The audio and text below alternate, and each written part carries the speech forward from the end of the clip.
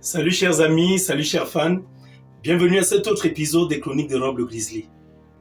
Voyez-vous, je suis à l'instant en train d'échanger avec un petit frère et ami qui vit à Paris.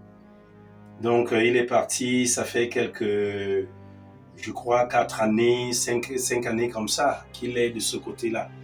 Il n'a jamais fait ça, c'est-à-dire je l'appelle et puis il ne prend pas le téléphone. Je l'appelle, il ne prend pas le téléphone et là, il a fini par m'envoyer un message. Il dit quoi dans son message? Il dit, tiens, voilà, il me rappelle. En fait, il avait peur, il croyait que j'allais lui demander de l'argent.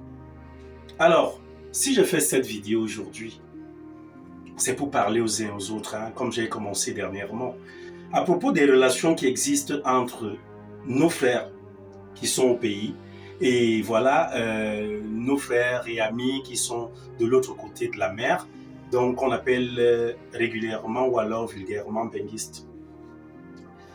Pourquoi est-ce que mon petit frère et ami se comporte comme ça aujourd'hui? Ma conscience m'interpelle, je me pose bien cette question-là. Pourquoi est-ce qu'il se plaint? Il dit, il a peur. Il a peur de quoi? Il a peur de savoir qu'il va recevoir l'appel venant du pays. Et on va lui demander de l'argent. Alors, je me pose une question.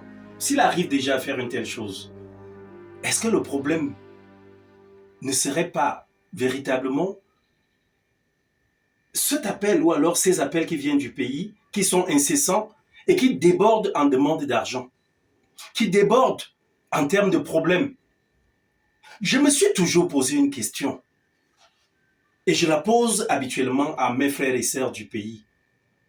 Pourquoi est-ce qu'on ne peut pas prendre aussi le téléphone un jour et appeler quelqu'un qui est de l'autre côté pour lui dire « Tiens, voilà, reçois mon bonjour », pour lui demander comment est-ce qu'il va, comment vont les activités et tout.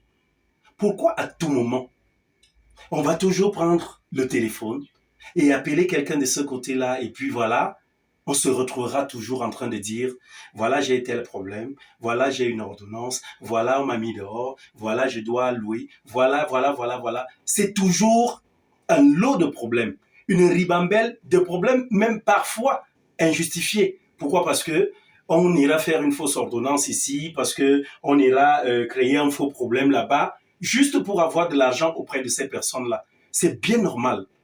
À ce petit frère-là, je sais que tu me regardes et tu m'écoutes, hein. Tu me suis habituellement.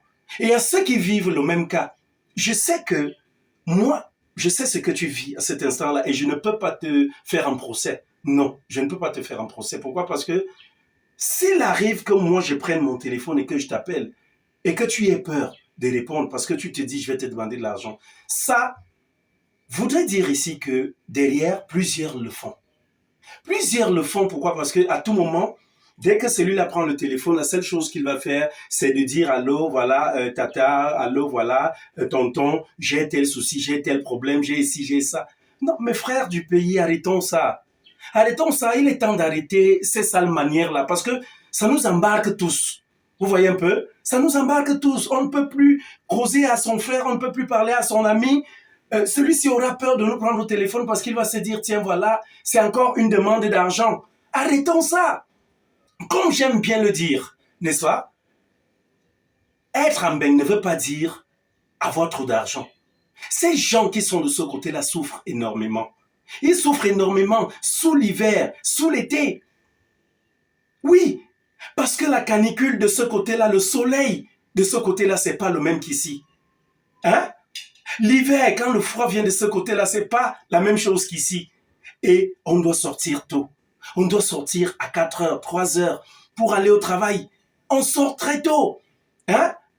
Malgré ces difficultés, pour joindre les deux bouts, on arrive quand même à avoir un petit salaire. Est-ce que vous vous êtes déjà demandé, quand quelqu'un est peut-être en Europe et qu'il gagne 2000 € le mois, 2000 €, bon, ça fait combien? Je me dis, ça fait dans les 1,3 million et plus ici. Alors, 1,3 million. Tu vis dans un pays qui n'est pas le tien, où le coût de la vie est cher. Hein? Le coût de la vie est cher. Je veux dire, où le coût de la vie est cher. Alors, tu te retrouves en train, n'est-ce pas, de gagner 2000 €. 2000 € au pays ici, ça fait dans les 1,3 million. et quelques biens en haut, alors tu payes d'abord ta petite chambre ou alors ton petit espace peut-être à 700 euros. Tu es déjà resté à 1300 euros. 1300 euros, tu dois manger, tu dois te vêtir, tu dois payer les factures. Oui, oui, parce qu'il y a les factures dans la maison que tu dois régler.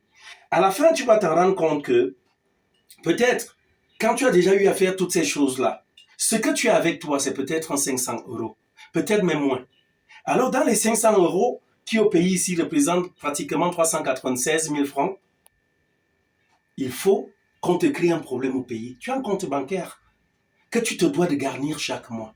Il faut qu'on te crée dans un problème au pays où la personne ne va pas tenir compte de ce que tu gagnes, mais tenir compte plutôt de ceci, c'est un benguiste. Est-ce que le fait d'être un benguiste, ça voudrait dire on est une machine automatique? Ça voudrait dire on est une machine automatique en termes d'argent? Ça voudrait dire on balade, dès qu'on marche un peu, voilà, l'argent commence à habiter nos poches? Je ne crois pas. Je ne crois véritablement pas. Ok?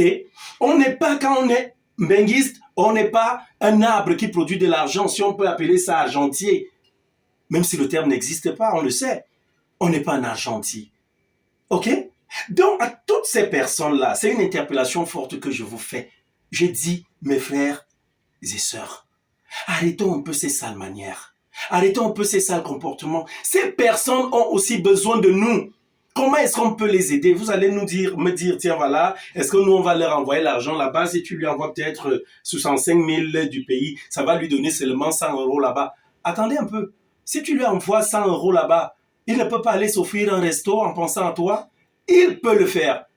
Et même quand tu ne peux pas arriver à faire cette chose-là, mais carrément, ces personnes ont des familles aussi au pays. Pose-lui une question à la fin d'un mois. Alors, mon frère, j'ai eu un peu d'argent, j'ai pris mon petit salaire. Est-ce qu'il y a un membre de ta famille qui t'a posé un quelconque problème que je peux aussi, voilà, je peux voir à mon niveau comment le régler? Et si je ne peux pas le régler entièrement, voici ma participation. Mais ces personnes seront aussi contentes. Elles seront très fières de savoir que, bon, voilà quelque part, voilà quelqu'un qui pense à moi, voilà quelqu'un, voilà un vrai frère, un vrai ami, une vraie sœur, une vraie amie. Il ne faut toujours pas rester là, hein, à faire le gueux, à jouer au lépreux. Ce n'est pas normal. Ce n'est pas du tout normal. Ces comportements, à la longue, finissent par frustrer. C'est des nôtres qui sont de l'autre côté. Et ça fait qu'à un moment donné, ça provoque en eux une psychose. Donc, ils ont peur maintenant de pouvoir recevoir ne serait-ce qu'un coup de fil parce que, ayant déjà reçu moult coups de fil qui parlaient du même sujet, l'argent, l'argent. Alors, quand un matin tu te lèves, un premier appel arrive. Allô tonton, j'ai besoin d'argent, mes dossiers sont à tel niveau. Un message arrive, bonjour tonton, voilà, bonjour tata, voilà, on m'a mis dehors, j'ai besoin d'argent pour la location. L'autre appel arrive et tout. Et puis comme ça, le mec ou la dame a déjà eu à recevoir pratiquement 5-6 appels ou alors des messages qui viennent toujours avec le même motif. Mais il est clair ici que quand tu vas prendre ton téléphone pour l'appeler, au même moment, il ne va pas risquer de décrocher. Non, parce qu'il va comprendre aussi que, ah, voilà quelqu'un d'autre aussi. C'est la même chose qu'il veut. Ayons de la valeur. Rendons-nous valeureux. Sachons nous mettre à la place des autres. Oui, sachons nous substituer à la place des autres.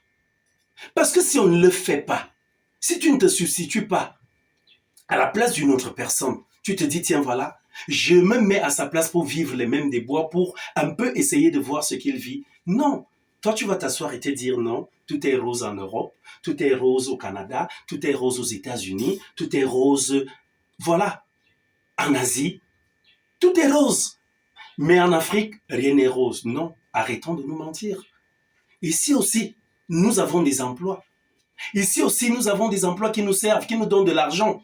Et tout le monde aime le goût du miel dans la bouche. Oui, tout le monde aime ce qui est bon. Tout le monde aime ce qui est sucré. Qui n'aime pas l'argent? Tout le monde aime l'argent. Même quand tu as déjà le milliard, tu rêves de devenir multimilliardaire. Si tu as 1 milliard, on t'ajoute 100 francs. Tu as déjà dépassé le milliard. Tu continues ta poursuite pour l'atteinte de tes objectifs futurs. Alors si tu t'assois là et puis tu te dis non, moi je vais vivre tout simplement au pays et je vais vivre de quelle façon? Je serai un escroc, un arnaqueur, tout le temps il faudrait qu'on m'envoie de l'argent de l'autre côté. Non, à un moment donné, on dit stop, on arrête ça, ce n'est pas bon. Ce n'est pas du tout bon. Et à mes frères, sœurs, amis qui sont de l'autre côté, bon, on ne peut pas faire autrement. C'est vrai qu'une seule dent a fait pourrir toute la bouche. Mais je vous supplierai à un moment donné de savoir séparer le bon grain de l'ivraie. Parce que tout le monde n'est pas ainsi. Tout le monde n'est pas ainsi. Et à un moment donné, prenez toujours les appels. Parce que parfois, on peut vous appeler pour vous annoncer plutôt une nouvelle qui est bonne pour vous. Vous voyez? Pour vous annoncer une très bonne nouvelle. Parfois aussi, on peut vous appeler tout simplement pour savoir comment est-ce que vous allez. Ou alors, si un grand-père, je dirais mon grand-père Mbarga, est venu parler dans les rêves pour dire, tiens, voilà, dis à tel que. Ça arrive aussi à ce qu'on appelle les songes. Souvenez-vous de Joseph, quand il s'en va délivrer, voilà, quand il part en Égypte, là où il était captif. Le pharaon, grâce à un songe, il est devenu quelqu'un. Donc, grâce à lui, le peuple israélien a pu retrouver sa liberté. Donc, voilà. Il était de bon ton que je vous parle de cette chose aujourd'hui. Je m'en fous. Hein. Je sais qu'ils sont nombreux qui me jettent les cailloux, qui me balancent les cailloux au corps tout le temps, qui disent, tiens, voilà, tu es en train de détruire notre business et tout. Il n'y a pas un bon business derrière le mensonge. Il n'y a pas un bon business derrière, n'est-ce pas, l'arnaque, derrière l'escroquerie. Arrêtons ces sales manières. Ces gens ont besoin de nous aussi, comme nous avons besoin d'eux. Alors, quand quelqu'un même de ce côté-là arrive ici au pays, si nous on n'a pas assez d'argent, allons même dans notre champ cueillir les feuilles de légumes, les piler, mettre dans des sacs plastiques, leur envoyer. Ils ont aussi besoin de ces choses-là chez eux parce que eux, s'ils ont beaucoup d'argent, parce que 1 euro est égal à 655,957 francs ou un dollar à 500 et poussière, les dinars, les dirhams, quand on sait tout ce que ça vaut, on sait. C'est beaucoup d'argent, certes, mais ces personnes ont aussi besoin de nous. Vous comprenez ça? Et il n'y a pas un arbre là-bas appelé argentier où il cueille de l'argent. S'il n'y avait pas cet argent-là à aller chercher là-bas ou aller faire des enfants métis, j'ai pu vous dire une chose, on serait tous ici. Ils sont allés se battre. Alors comprenez ça. Ils sont nombreux qui sont là-bas, qui ont peut-être déjà des petits emplois aujourd'hui. Mais vous ne savez pas, pour ceux qui sont passés peut-être par la route, on appelle les beaux ailleurs et tout, ils ont fait comment? La souffrance au désert, la souffrance peut-être au Maroc et tout, même pas peut-être, avec tout ce que cela comporte, comme dépense de ce côté-là, comme arnaque même. Hein? Et maintenant la souffrance en mer, avec tous les risques que ça comporte, on peut finir par perdre sa vie. Nombreux sont ceux qui ont perdu leur vie. Alors, j'ai ce verre de vin en main, je voulais le partager avec mes frères et sœurs, que ce soit ceux du pays ou ceux de l'autre côté. Derrière, j'ai pris une petite brochette, alors je vais ingurgiter cela en vous disant tout simplement bonne santé, que Dieu nous garde, qu'il nous protège et qu'il nous offre la vie que nous méritons. Je vous aime.